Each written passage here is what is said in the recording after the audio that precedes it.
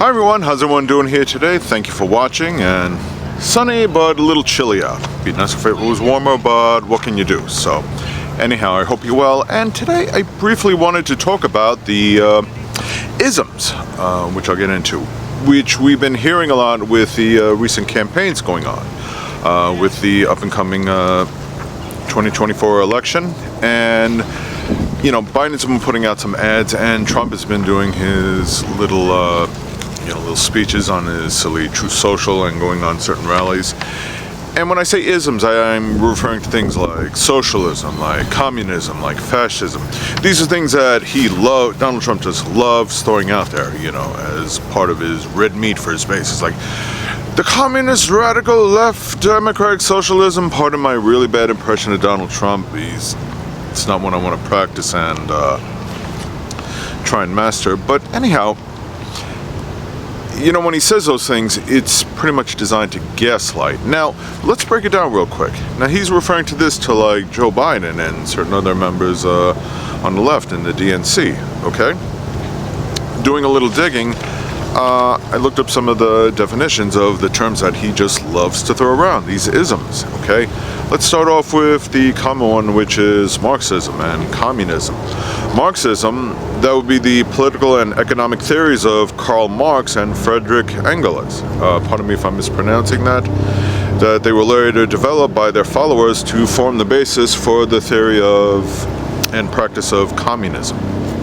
Communism, a political theory advocating class war and leading to a society in which all property is publicly owned and each person works and is paid according to their abilities and needs. The ideology of communism, again, was developed by Marx and Engels in 1848. A true communist society is the opposite of a capitalist society, which is more what the United States is. A capitalist society which relies on democracy, innovation, and the production of goods for profit. Common examples of communism would be like the Soviet Union and China. They were prominent examples of communist systems. Now, can somebody name any type of bill or any type of ideology that Joe Biden has promoted that would be considered communist? Any bill? Please take your time. I mean, leave something in the comments, because if you think there is, I'd be dying to hear about it and look into it, okay? Capitalism also, that's defined as a mode of production in which business owners, the capitalists, own all of the means of productions, the factory, the tools, the machinery, the raw materials, the final product, and the profits earned from their sale.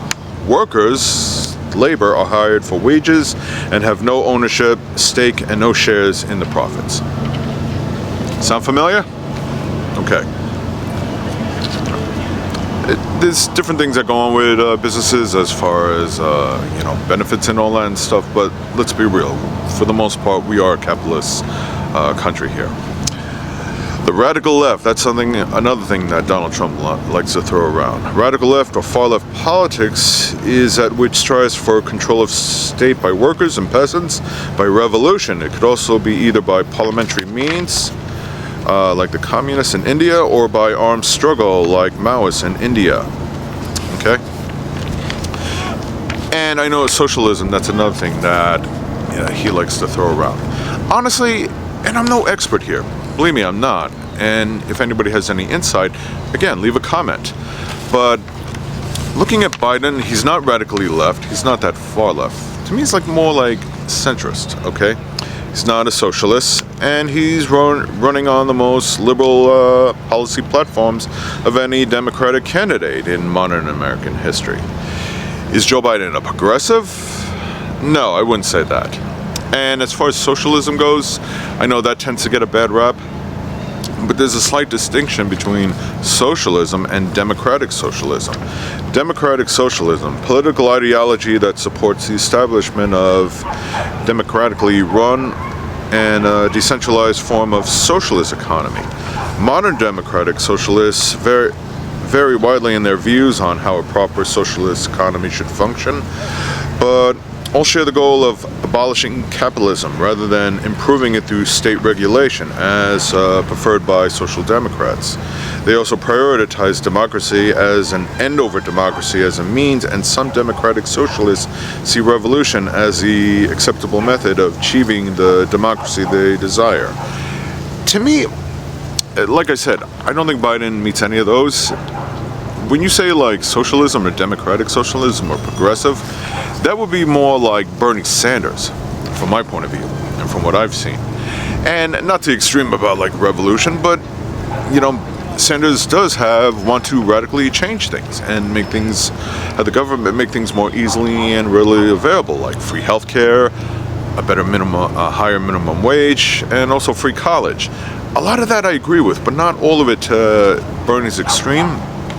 But I do agree with a good amount of it. And for the record, Bernie Sanders was the one I wanted back in 2020. Obviously, that didn't happen. So I went with the next best thing that they did put up, Joe Biden, over Donald Trump. Trump, by the way, also likes to throw around the term fascist, which I've used plenty of times to describe him. Donald, Mr. Pot, meet Mr. Kettle. Because that statement couldn't be even more hypocritical. But that's something Donald Trump likes to throw around. Fascism, a far-right, authoritarian, ultra-nationalist political ideology and movement characterized by a dictatorial leader, centralized autocracy, militarism, forcible suppression of opposition, belief in a natural social hierarchy, subordination of individual interests for the perceived good of the nation or race, and strong regimentation of society and the economy. Can somebody please give me an example of how Joe Biden is allegedly a fascist? That I definitely would like to hear, you know, if somebody really believes that. Why do I call Donald Trump a fascist? Well, simply put it, if the shoe fits, wear it, okay?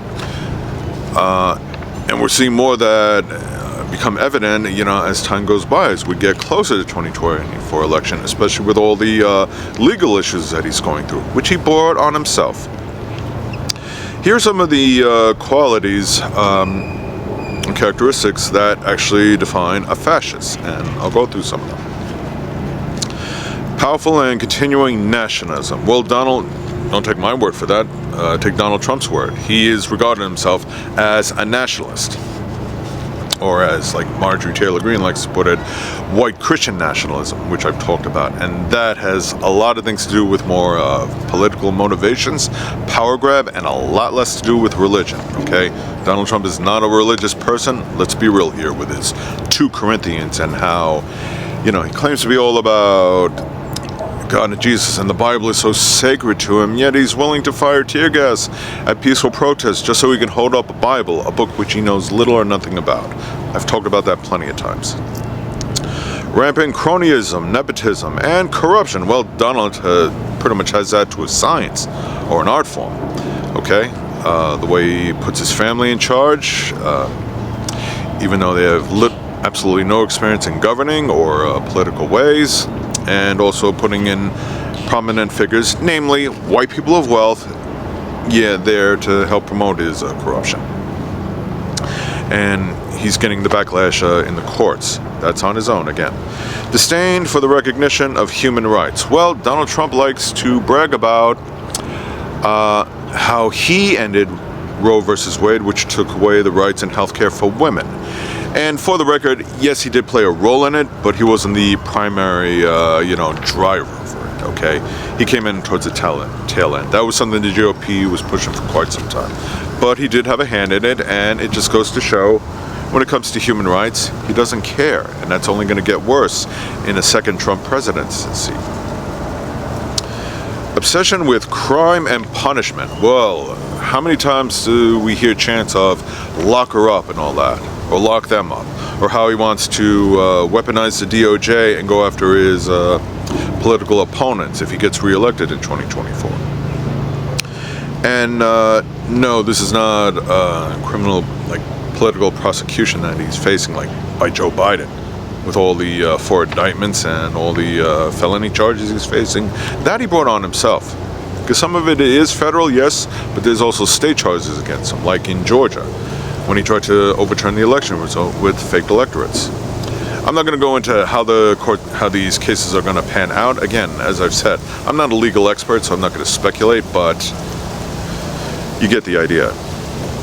Identification of enemies, scapegoats as an underlying cause. Well, look what he's doing right now. Look what he did back in 2016, mostly focusing on migrants, about, specifically Mexicans, about coming over the border, trying to take your jobs, they're murderers, they're rapists, they're criminals and all that stuff, telling you who the enemy is. And now he uses more of the fancy words as I'm describing now. Oh, the communists and the fascists and the Marxists and the Biden socialist crime family, they're out to get you and stuff. Hello? Supremacy of the military.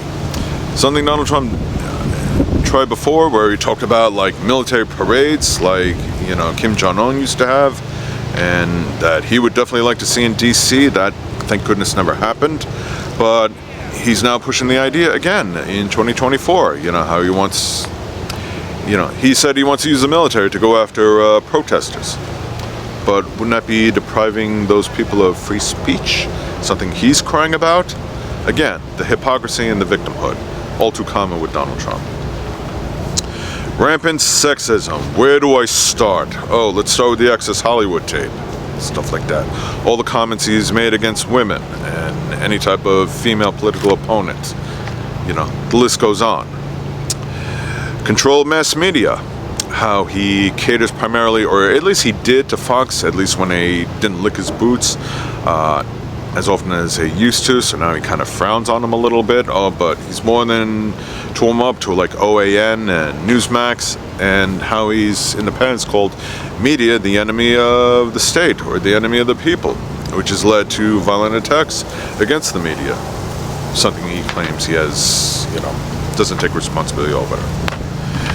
Control of mass media, again, that kind of falls under the same thing. Oh, believe me, if it was up to him and he were president, it would just be pretty much Fox across the board, or, Breitbart, or OAN, or Newsmax. Religion and government intertwined. This is not so much, from what I've seen, being pushed by him, but definitely by the people around him. Fellow Trump supporters and MAGA heads, like Marjorie Taylor Greenes and Lauren Boeberts. These women are as stupid as can be. But that's something I could see Trump definitely going for, to be fair. So, corporate power is protected. Well, more tax cuts for the wealthy. Why? Because he loves it, and big corporations cater towards him and doesn't want to do anything for the working class. So, let's be honest here. Given the circumstances and the behavior and the obvious signs, characteristics between Biden and Trump, we know who the real fascist is. So, I call it like it is.